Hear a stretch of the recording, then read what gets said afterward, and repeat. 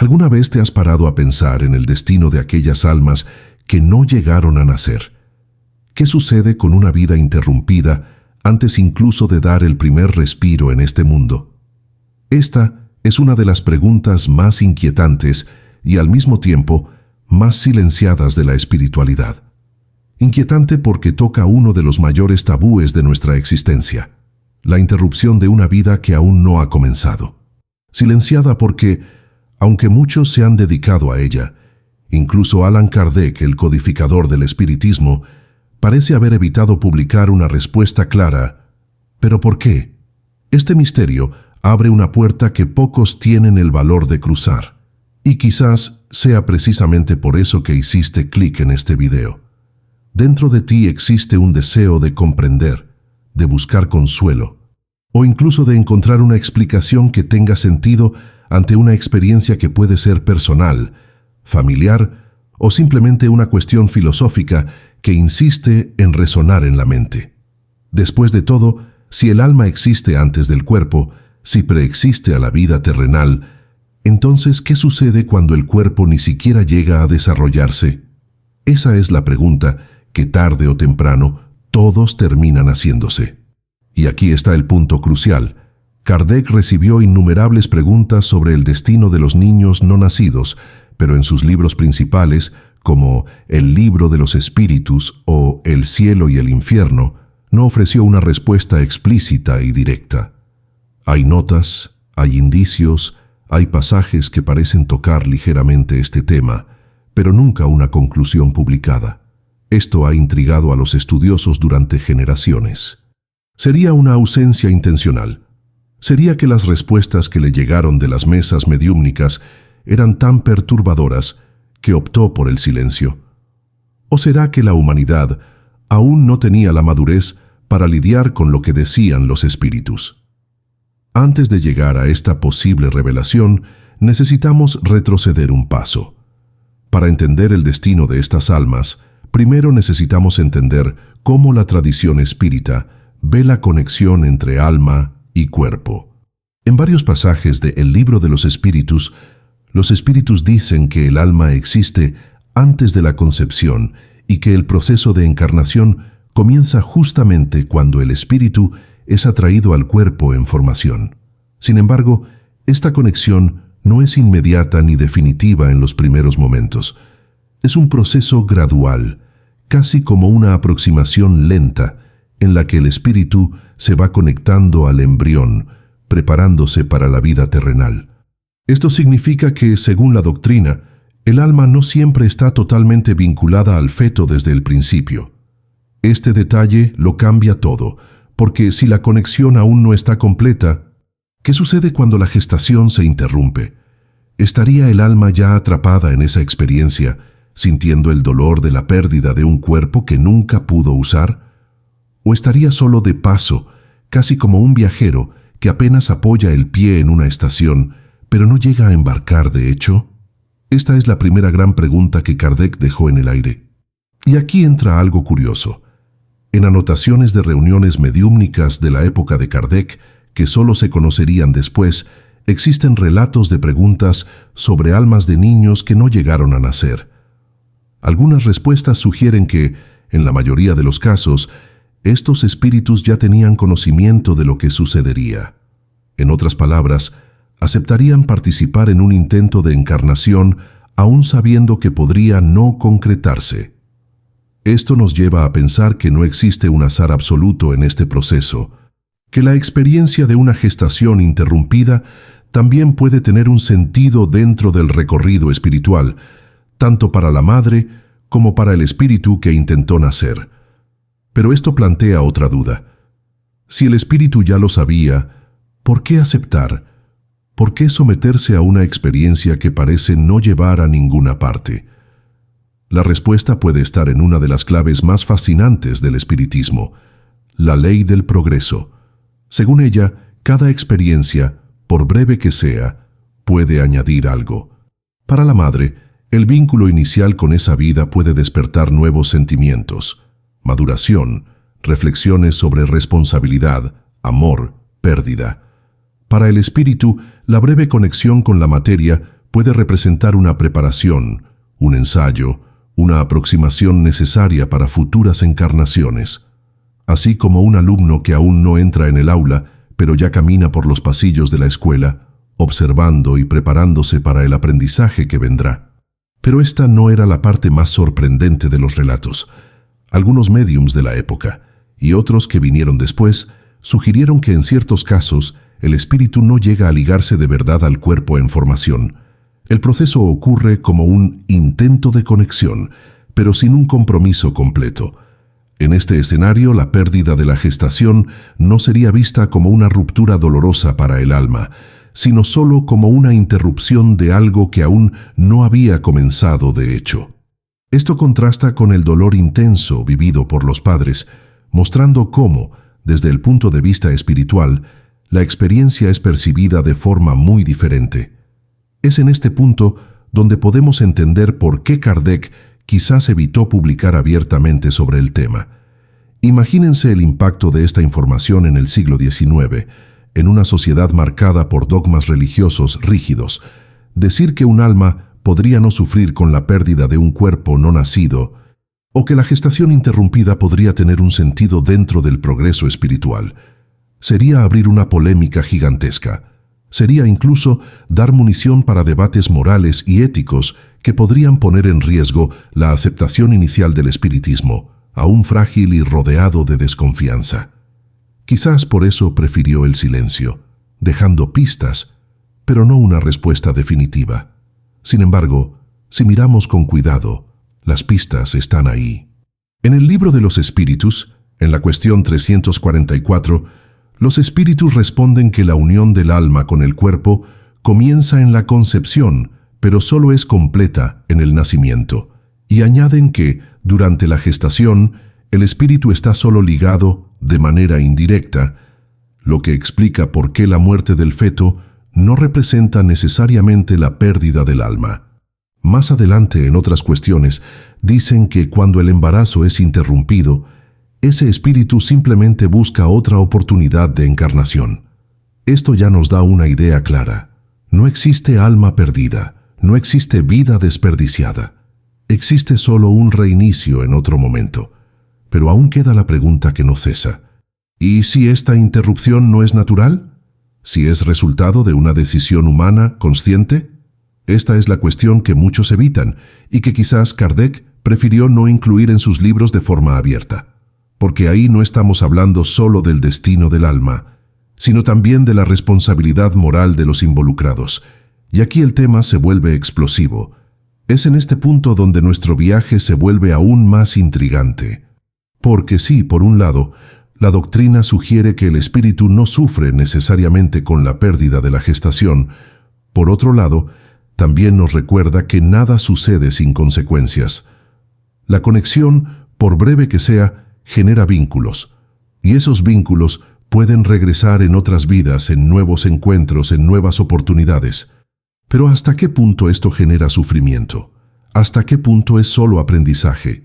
Si nos detenemos a reflexionar, percibimos que la gran inquietud de las personas no está solo en ¿dónde va a parar el alma de un niño no nacido?, sino en lo que esa situación significa en términos de destino, de culpa, de lazos que continúan o se rompen. El ser humano lleva naturalmente la necesidad de comprender el sentido de la vida y de la muerte. Cuando la muerte ocurre antes incluso del nacimiento, este enigma se vuelve aún más angustiante. Al fin y al cabo, ¿cómo lidiar con algo que parece haber terminado antes incluso de empezar? El espiritismo ofrece algunas claves para interpretar esto, y quizás la más importante de ellas sea el concepto de planificación reencarnatoria. Según los relatos de los espíritus, la vida de cada persona no es fruto del azar, sino de elecciones hechas antes de nacer, en diálogo con mentores espirituales. Esta planificación no es una sentencia rígida, sino un mapa que orienta experiencias, desafíos y aprendizajes. Así, incluso el intento de nacer sin conseguirlo puede estar dentro de un contexto mayor. A veces, ese espíritu necesita pasar solo por algunos instantes de vínculo materno, sentir el calor inicial de la vida material, para luego regresar al mundo espiritual con un bagaje diferente.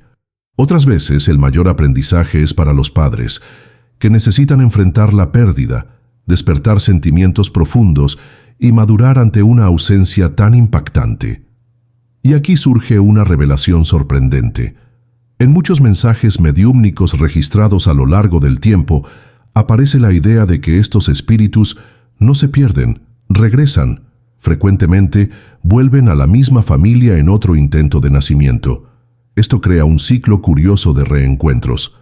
El espíritu que hoy no pudo nacer puede ser el mismo niño que vendrá en un embarazo futuro. Para los padres, esto significa que ese amor no fue desperdiciado, solo aplazado, y para el espíritu significa que cada intento, aunque frustrado, es parte del camino. Pero aún así queda la sensación de vacío. Por eso es importante entender un detalle. La experiencia de la no gestación completa no debe confundirse con castigo. No existe un Dios punitivo que retira la oportunidad de vivir por castigo. Por el contrario, el espiritismo nos muestra que todo está dentro de una lógica pedagógica de la evolución. Una gestación interrumpida no es un accidente sin sentido, sino una oportunidad que de alguna forma genera crecimiento. Quizás sea difícil ver esto en el momento del dolor, pero con el tiempo y con la reflexión, esta idea puede traer consuelo. Sin embargo, existe otra capa de esta cuestión, y es precisamente la más delicada. Porque si aceptamos que existe planificación, también necesitamos considerar que hay elecciones humanas que interfieren en ese proceso, y es aquí donde entra el tema del aborto provocado. Kardec evitó hablar directamente sobre esto de manera detallada en sus libros, pero en anotaciones posteriores, en diálogos de otros médiums, este punto fue siendo explorado, y la respuesta es más compleja de lo que se imagina. Por un lado, los espíritus confirman que en muchos casos el espíritu no llegó a ligarse definitivamente al cuerpo, y por eso no siente la pérdida como una muerte dolorosa.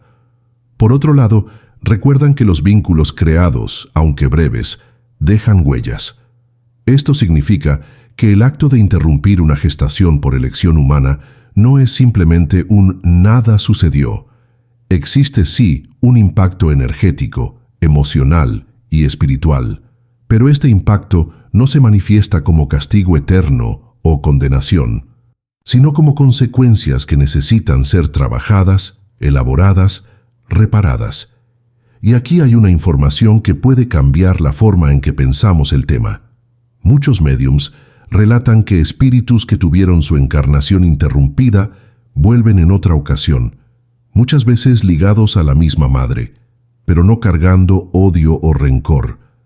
Vuelven con amor, comprendiendo que ese primer ensayo no fue posible, pero que la conexión entre ellos continúa.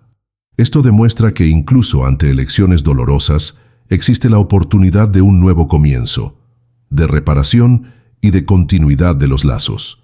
Este punto nos lleva a una reflexión más amplia sobre la vida y la muerte. ¿Hasta qué punto controlamos realmente esos momentos? La ciencia intenta medir la vida por el latido del corazón, por la actividad cerebral. La espiritualidad ve la vida como un vínculo entre dos mundos. Cuando la gestación no llega a su fin, no podemos ver esto solo como un fracaso de la biología, sino como un episodio dentro de una trama mucho mayor. Es como si cada alma tuviera un guión propio, y a veces una escena se corta antes de salir al aire.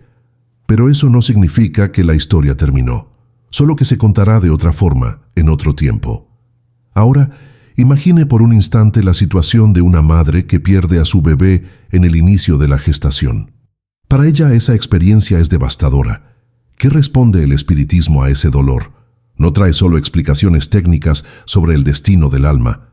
Trae también la idea de que ese vínculo no desaparece. El amor que la madre siente, incluso sin haber visto nunca al hijo, ya es una energía real, ya es una conexión de alma a alma. Ese vínculo no se rompe con la pérdida, solo se transforma. Es por eso que muchos relatos espirituales hablan de futuros reencuentros, de hijos que regresan, de madres que reconocen en otro niño el mismo espíritu que un día estuvo solo de paso, Pero si esto es verdad, entonces ¿por qué Kardec no escribió sobre esto de forma abierta en sus obras principales? Esta es la pregunta que no sale de la cabeza de muchos estudiosos, y la respuesta puede estar en la visión estratégica de Kardec.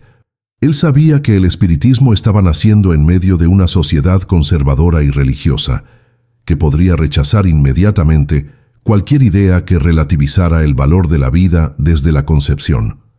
Publicar abiertamente que un espíritu podría no apegarse al cuerpo y simplemente volver después, podría ser visto como un incentivo al aborto, algo que traería un escándalo inmediato y quizás destruiría la credibilidad de la doctrina. Entonces quizás el silencio de Kardec no fue omisión, sino protección.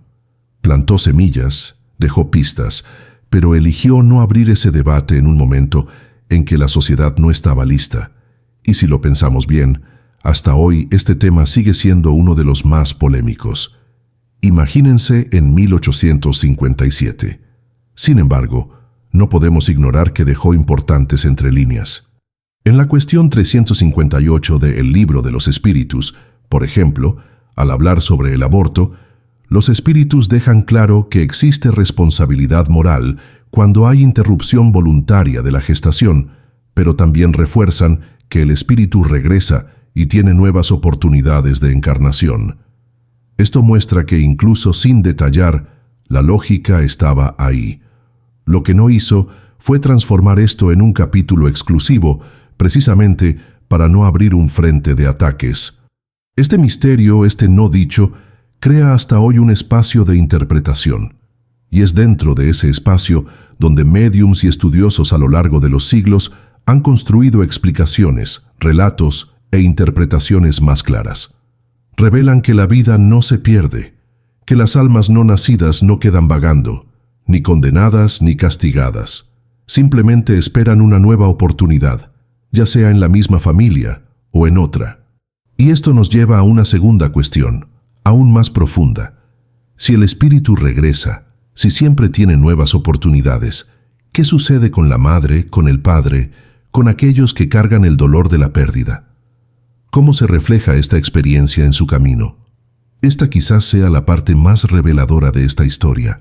Cuando observamos el impacto de la pérdida de una gestación en la vida de una madre o de un padre, percibimos que la dimensión de este acontecimiento va mucho más allá de la biología. Hay algo profundo que se activa en el corazón humano. Incluso cuando la gestación se interrumpe temprano, antes de que el bebé pueda ser visto o sentido en movimiento, la noticia de que había una vida en formación ya despierta expectativas, sueños, planes. Y, de repente, todo eso se interrumpe. La ciencia puede explicar cómo un embarazo puede fallar por causas naturales, pero no logra responder al vacío que se abre. El espiritismo, por su parte, no intenta borrar el dolor con explicaciones simplistas, sino que ofrece una perspectiva. Nada de lo vivido se pierde. Este es uno de los puntos más poderosos. El vínculo energético entre madre e hijo comienza temprano. No depende del nacimiento físico para existir.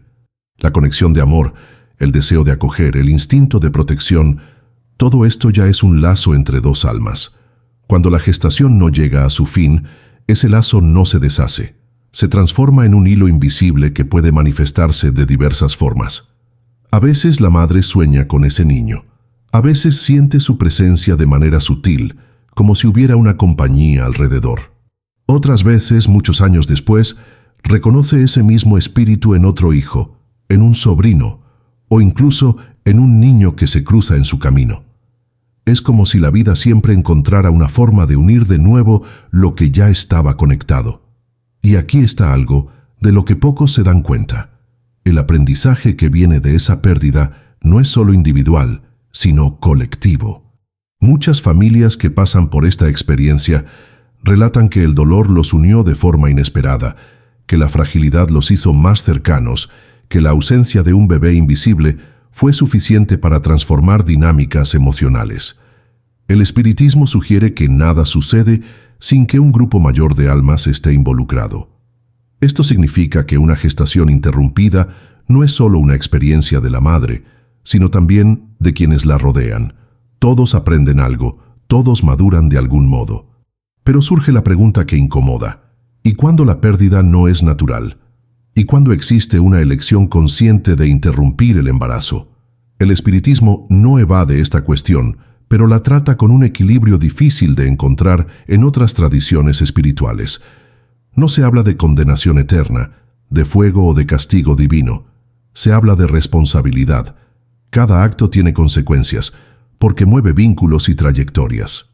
Si existe amor entre madre e hijo, y ese lazo es interrumpido de forma consciente, es natural que en algún momento ese vínculo necesite ser trabajado nuevamente. ¿Y cómo sucede eso? Por medio de reencuentros, de nuevas oportunidades de convivencia, de nuevas encarnaciones. El lazo nunca se pierde.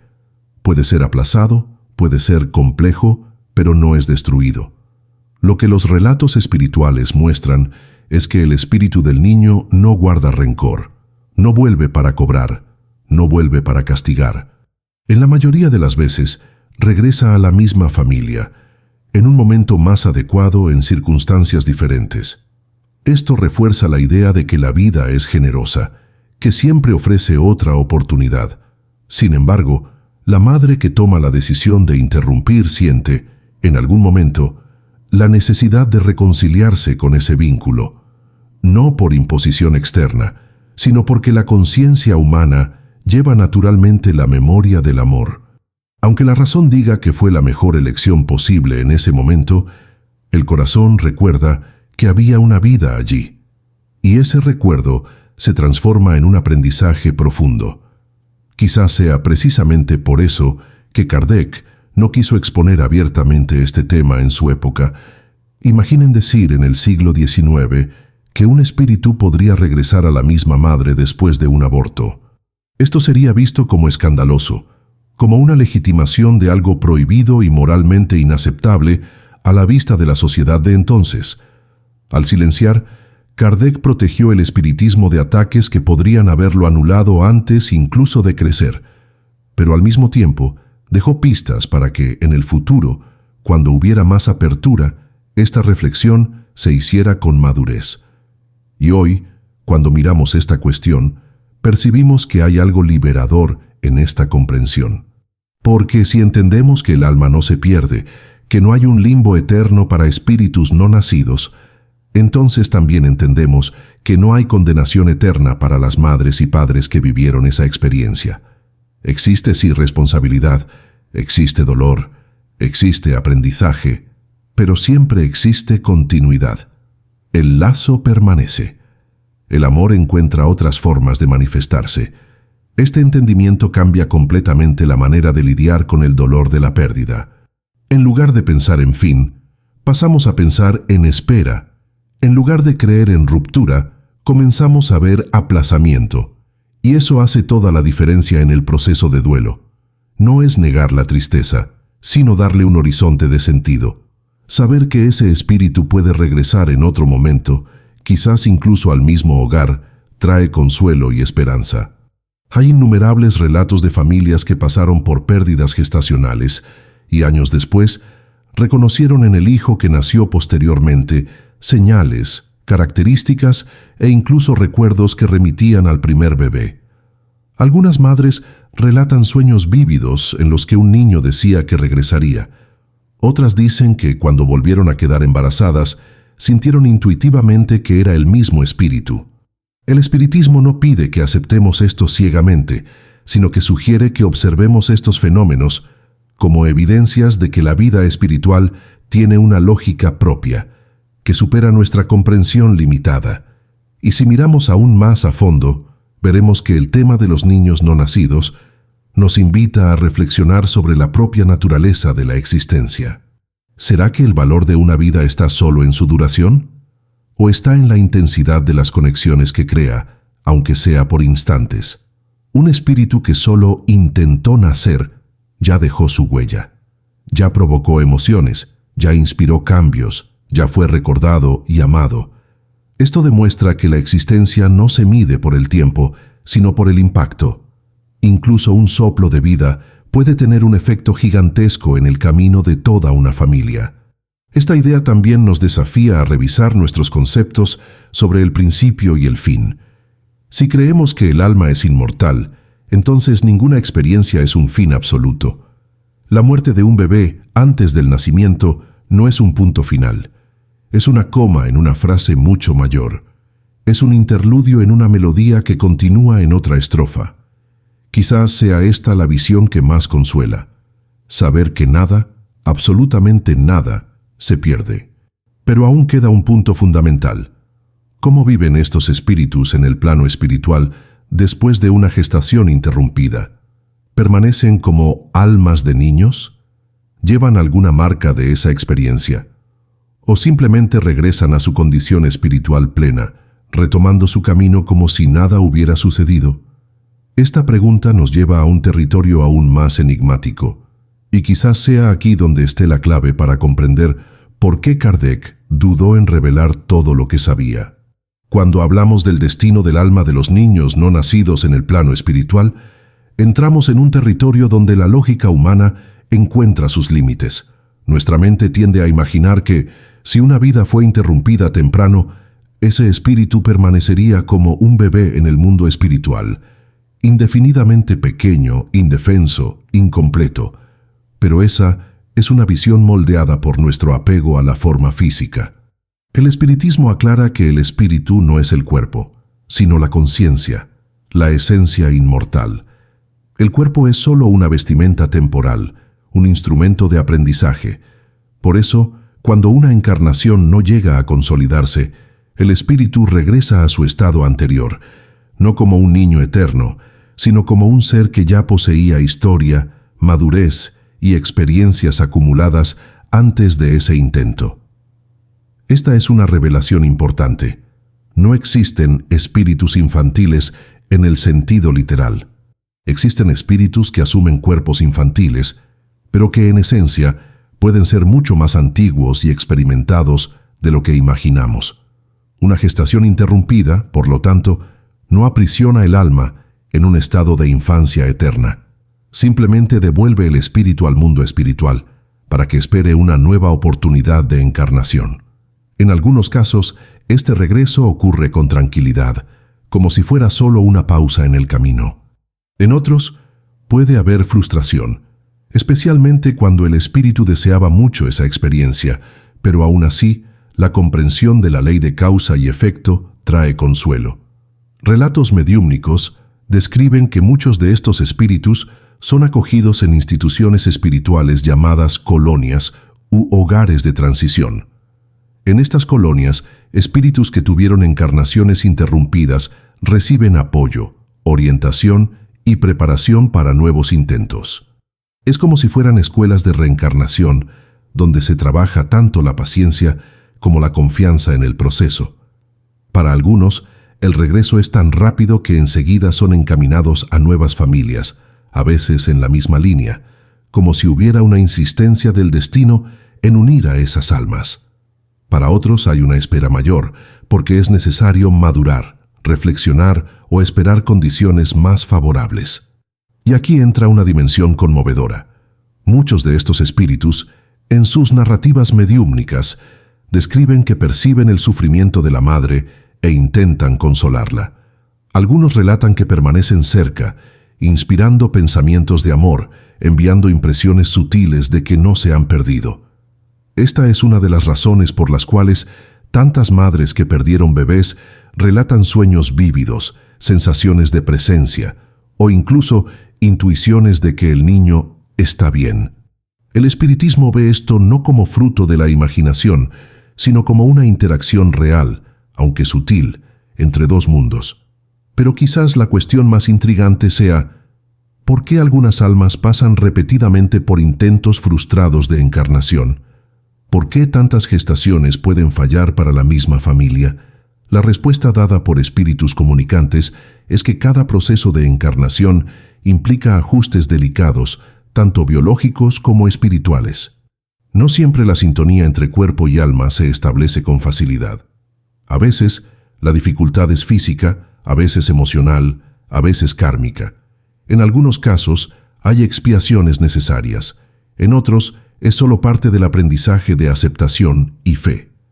Lo que se refuerza es la idea de que nada de esto es en vano. Incluso los intentos fallidos forman parte de una preparación mayor, como ensayos antes de un espectáculo que un día ocurrirá. Y aquí volvemos a Kardec. ¿Por qué no se atrevió a publicar abiertamente esta información? Quizás porque comprendió que el ser humano, en su ansiedad por controlar la vida, podría usar estas revelaciones de manera equivocada. Imagínense, en pleno siglo XIX, si la gente creyera que el alma de un bebé no nacido simplemente regresaría en otra oportunidad. Muchos podrían entender esto como una justificación para banalizar la gestación, como si nada importara.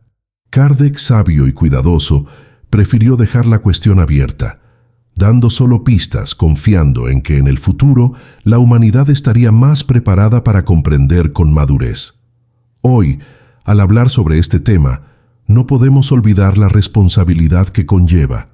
La revelación de que ninguna alma se pierde no debe ser vista como excusa para el descuido, sino como un consuelo para quien sufre. Es un mensaje de esperanza, no de permisividad, porque la vida, en todas sus formas, sigue siendo sagrada.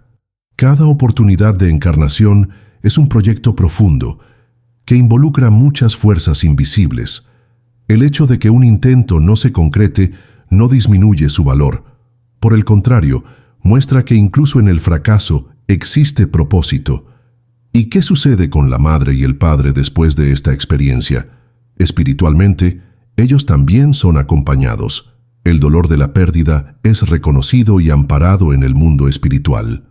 Muchas veces, espíritus protectores están cerca, fortaleciendo el corazón, ayudando en la reconstrucción de la esperanza. Para aquellos que provocan la interrupción conscientemente, existe sí una responsabilidad mayor, pero junto a ella siempre viene la posibilidad de reparación. El espiritismo enseña que nadie está condenado eternamente por un error. La ley es de justicia, pero también de misericordia. El amor es siempre más fuerte que la culpa. Y es justamente aquí donde encontramos la clave final del misterio. El destino de las almas no nacidas es la continuidad. No quedan atrapadas en un limbo, no desaparecen, no sufren eternamente. Siguen adelante. Regresan al mundo espiritual, son acogidas, maduran y tarde o temprano vuelven a intentar una nueva encarnación. Muchas veces vuelven a los mismos padres, en una segunda oportunidad de unión. Otras veces encuentran en otra familia la oportunidad que antes les fue negada. Pero siempre hay un nuevo comienzo, siempre hay futuro. Esta comprensión cambia la forma en que encaramos el dolor de la pérdida. Nos enseña que la vida no es una línea recta que comienza en el nacimiento y termina en la muerte, sino un ciclo continuo de idas y venidas entre dos mundos. Cada pasaje, por breve que sea, tiene sentido.